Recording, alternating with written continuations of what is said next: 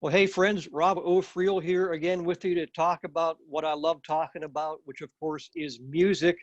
And I'm going to talk today about one of my favorite musical topics with one of Pittsburgh's favorite people, Kelly Sasso from WTAE News. She's helping to keep us comfortable and feeling good during this COVID-19 pandemic. Kelly, welcome and thank you for sitting down with me. Oh my gosh, what a nice treat. I have turned to music during the COVID-19 pandemic as a coping mechanism, like I know so many other people have. So this is a real joy to be with you to talk about my favorite band today too. You too. Yeah, U2, one of my all-time, probably got to be in my top 5 all-time favorites. For me, they were a life-impacting band, which is what caught my eye when you put a post out there about U2 being life-impacting for you. Because of U2, I like to say that I'm married because of U2, and I do what I do now today, or at least on my radio work.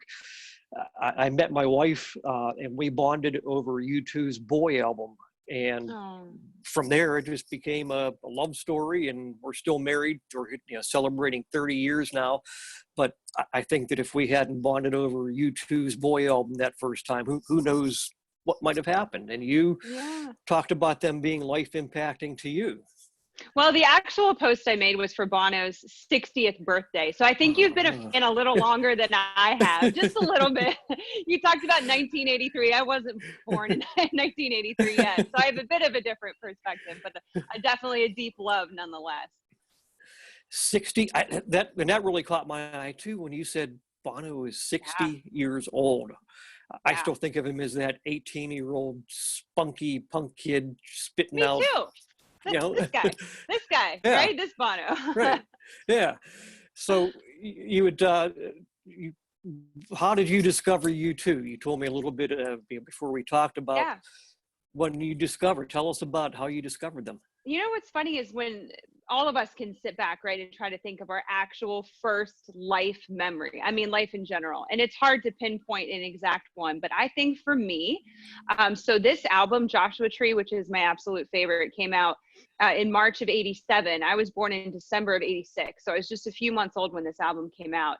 And my dad, through friends, my dad's a huge music guy, and I owe him a lot for that because he really brought music into my life. And he used to pick me up when I was teeny tiny, and he would dance and bounce around with me to this song, to this album. And it's my life album. I mean, it was born when I was basically, right. And then they just had the 30th anniversary tour, which I had the pleasure of going to. And I was so glad when they did that, because my whole life I regretted not being able to see them perform Joshua Tree live. How could I? I was 4 months old at the time, so not my fault. But it was so great to actually be able to see that in person, start to finish. Were you at Joshua Tree Pittsburgh? I was there. I loved that show. We sat Yeah. way up in the nosebleed seats, way across, but we had a great time. And I especially like side 2 of the Joshua Tree. And I loved when Bono said, "Okay, here's side 2." Mm-hmm. It was so Some of beautiful. their, What a nice show. yeah, yeah. But you talked in some of our communications about that pipe organ and hearing that pipe organ. Is that kind of what drew you in, or when did you first make that connection that this is the U2 that my Um, dad?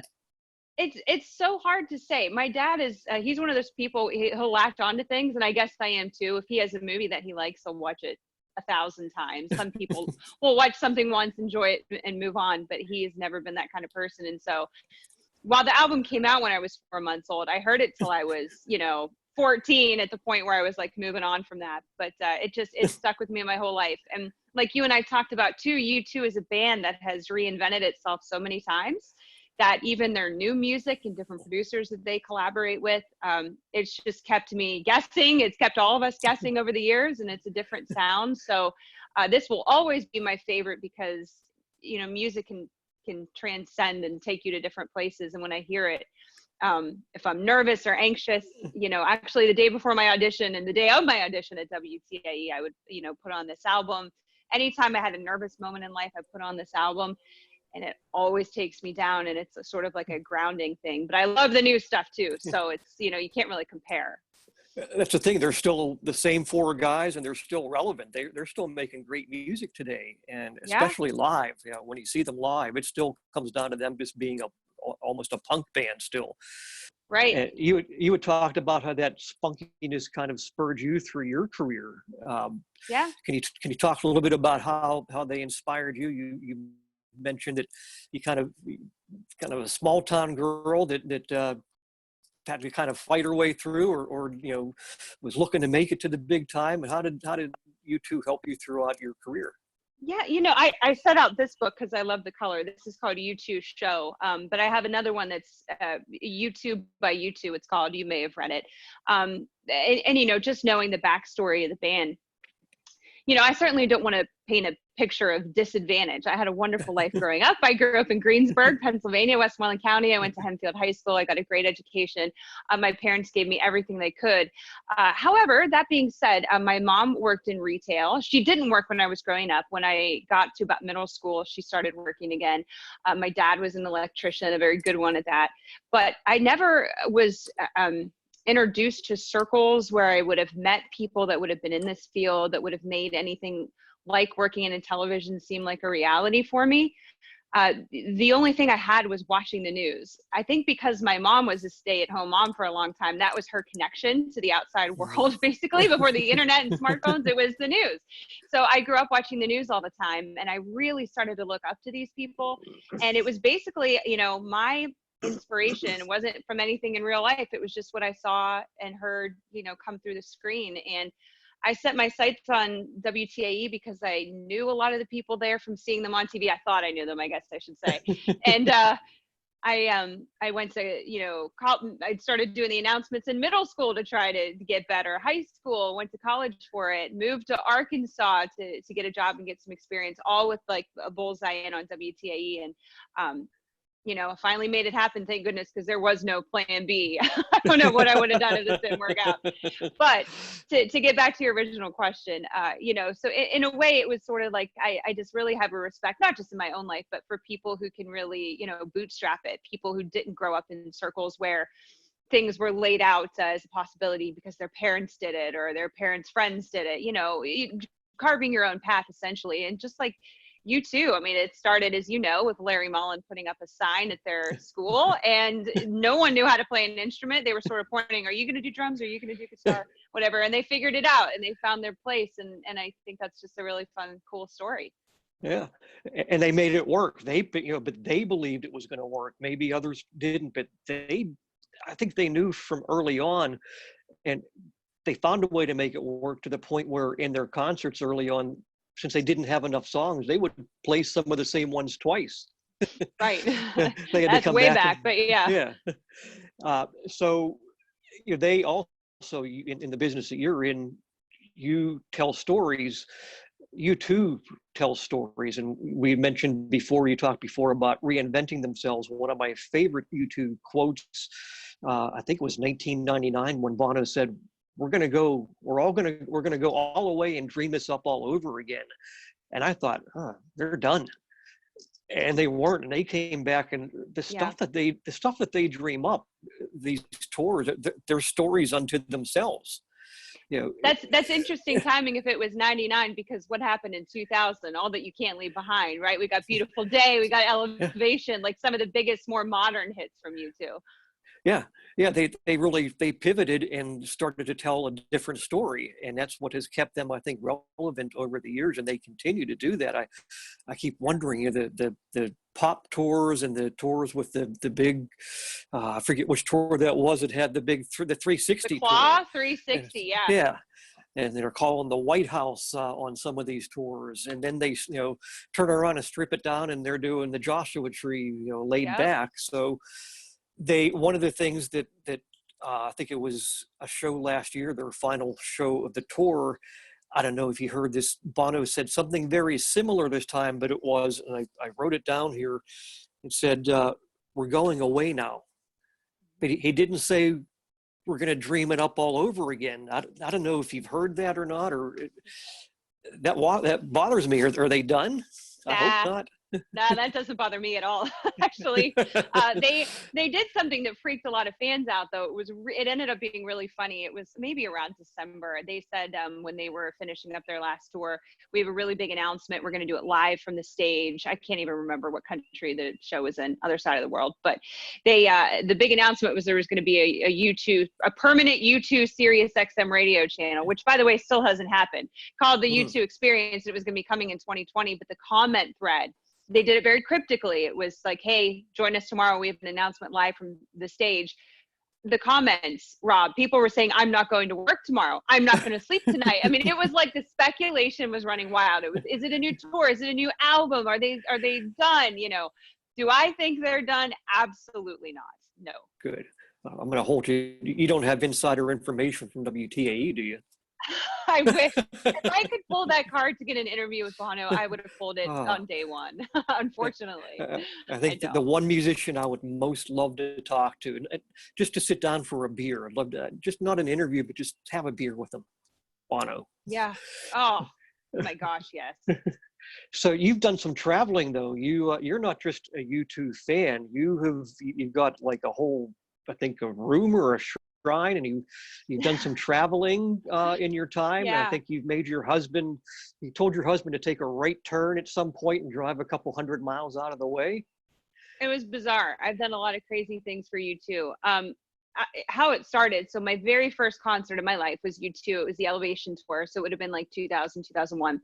And my dad took me to what was then I guess Civic Arena. And we saw the show. And then the next go around, I was in college when they came back with the Vertigo tour. Again, I wanted to go with my dad, so we were up in the seats. But at that point, I had some friends who were in college. And I didn't know anything about GA. I didn't know how that worked, which in U2, trust me, is its own community. GA is general admission. So it's the cheapest seats because you don't have a seat, you're on the floor. It's first come, first serve, though, which is why you get a huge line. So I was up in, high heavens with my dad watching the show, which was great because U2, as you said you were in nosebleed. They put on a show that even in the back makes you feel like you're in the front. The production value is such a spectacle. It is worth seeing from the stands, the seats, but it created a FOMO in me before I knew what FOMO was. A fear of missing out. When I saw my buddy running in and he was on the front row, so I was like, dang it, how do I do that? So he and I got together, and through a mutual friend, we went to one of their next concerts, which was in Ann Arbor, Michigan. We bought GA, we camped out. When I was in that line, I met a couple of guys, and then, we exchanged numbers. They were big fans. I came back to Pittsburgh. I get a call out of the blue one night. It was this guy I met one time in Ann Arbor, Michigan. He said, I have a U2 ticket in Cleveland. If you want to go, it's GA. We're going to camp out. I was like, yeah. So I lied to my parents, which is bad. I'm not advocating for that, to get the car because I didn't have a car in college. I said I needed it for a school project. Took the car out, drove to Cleveland to meet these people that I barely knew. Camped out. It was so cold. For the last hour, you're not allowed to leave the line. That's how the GA worked back then. So we had waited for like a day and a half with tents and, hunting heat lamps. And then the last hour, you just take everything back to your hotel and just whatever you wanted to wear in with you. So people are standing out in t-shirts, and it's coldest. It was negative 10 degrees. So there was people that were taken away in stretchers from hypothermia. Finally, they opened the gates and we go in. It was a show. And the one artifact of my whole room that I wanted to show you that made this whole experience worth it, I told on myself. I called my parents in the middle of the night after the show was over, and I said, you're not going to believe what happened. I woke my dad up. He was dead asleep. It was like midnight, and this is what happened. So I was in the front row because we had camped out. This was the Vertigo tour. So Larry Mullen, I don't know if you saw this tour. He brought up this little remote drum to the very front of this auxiliary stage. He started playing, and it happened to be right in front of us. So of course I'm snapping my old camera like a million miles an hour, having no idea what was going to happen next. But he played it, and then he handed the sticks to Bono, and Bono kind of like, he's not the drummer, but he started playing a little bit of the intro to Sunday Bloody Sunday. The other shows I had seen, which were two others at this point, when he was finished, he slammed the drumsticks down and they went flying. Whoever caught him. Well, for whatever reason on this show, he stopped on one of the last beats. He handed one over there, and he looked directly at me, and he handed me one of the drumsticks. So this is a drumstick that Bono and Larry Mullen used on that show, and I've had it in here so we don't mess it up, but there are divots in it because they're hitting it so hard, and this is like, honestly, one of my favorite possessions. I think it's so cool. Oh my goodness. That's prices, I don't think you could put a price on that. I would never sell it. You could offer me $1 No, million. no. You And know. it was my get out of jail free card because my parents weren't mad that I lied. It took their car to Cleveland with basically strangers. It all worked out. Oh, that is a great, what a great story. I love that. Yeah, That is but awesome. this was, you know, we went out, we wanted to see the actual Joshua tree, which most people assume is in Joshua Tree National Park somewhere out in California. It's not. So the actual U2 Joshua tree. In fact, when we were making this trek, like you have to download the Earth coordinates because you lose cell signal GPS probably 2 hours before you get there. So you have to download your map and know where you're going. Honestly, I have no idea on earth how they found it. It's about a quarter of a mile. You have to pull off. There's no signs, no markers, nothing. You pull off the road once, you know, your map tells you you're there. And we walked for almost a quarter of a mile. And there was the Joshua tree. So how they could have ever seen it from the road, they couldn't have. So to me, it's like this beautiful mystery. I have no idea how they found it. But it's the most stunning, deafening silence when you get out in this scape where it is. And the tree has fallen. It fell about 20 years ago. People speculate fans started picking at it and it fell and what have you. But what's really neat is people have made a shrine. So all over the world, like the U2 official fan club of, you know, Slovakia is there. I mean, every Germany, name a country, and there are little artifacts from there that people went to go see. And someone even made a big, it almost looks like a tombstone. And it's this beautiful piece of rock, and inscribed in it, it says, "Have you found what you're looking for?" And it's a picture, like, you know, engraved with the Joshua tree. It's beautiful. Oh, that does sound, yeah, you said that you sent me a picture of it, and it's just an amazingly barren place. And you said that you mentioned the word silence, though, and I find it interesting that musicians make music, they make noise, but you found solace in the silence. Like silence, like I've never, ever heard before. And I was so, I mean, I cried. I mean, first of all, you have to fly from Pittsburgh to Las Vegas, right? So you fly across the country. That's the closest airport.